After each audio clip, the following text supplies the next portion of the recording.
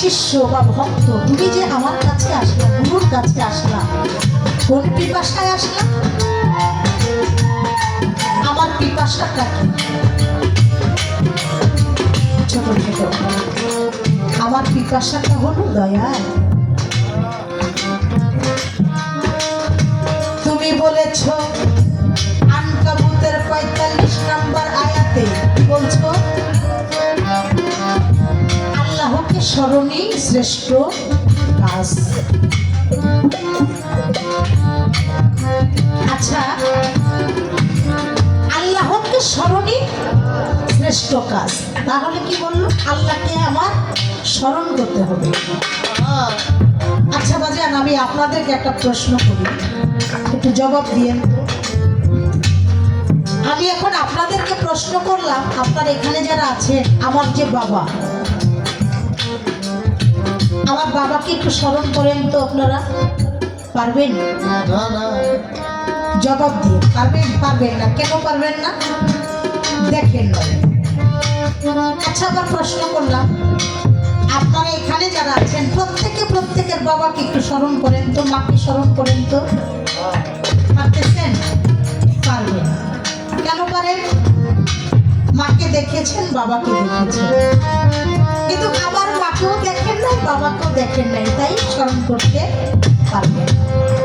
আচ্ছা, আল্লাহ যে বললেন আল্লাহকে স্মরণই সর্বশ্রেষ্ঠ কাজ, তার মানে তাহলে আল্লাহকে স্মরণ করতে বলছে। কিভাবে স্মরণ করবেন আল্লাহকে? আল্লাহকে কি দেখেছেন? কিভাবে স্মরণ করবেন? আল্লাহকে দেখেছেন কিন্তু মনে নাই। কেন মনে নাই একটু বলি। মনে নাই এই জন্য স্মৃতিভ্রষ্ট হয়ে গেছি, স্মৃতিভ্রষ্ট হয়ে গেছি। যেমন অনেক অনেক নাটকের গল্পে আছে, অনেক সিনেমার মধ্যে দেখা যায়, কি দেখা যায়, একটা নায়ক একটা নায়িকা, ওই হয়তো গাড়ি অ্যাক্সিডেন্ট করলো, নয়তো মাথার মধ্যে ওই বিলেনের সাথে মারামারি করতে গিয়ে মাথার মধ্যে একটা বাড়ি পড়লো, এবার স্মৃতি হারাই ফেলে। এখন আর কাউরে চিনে না।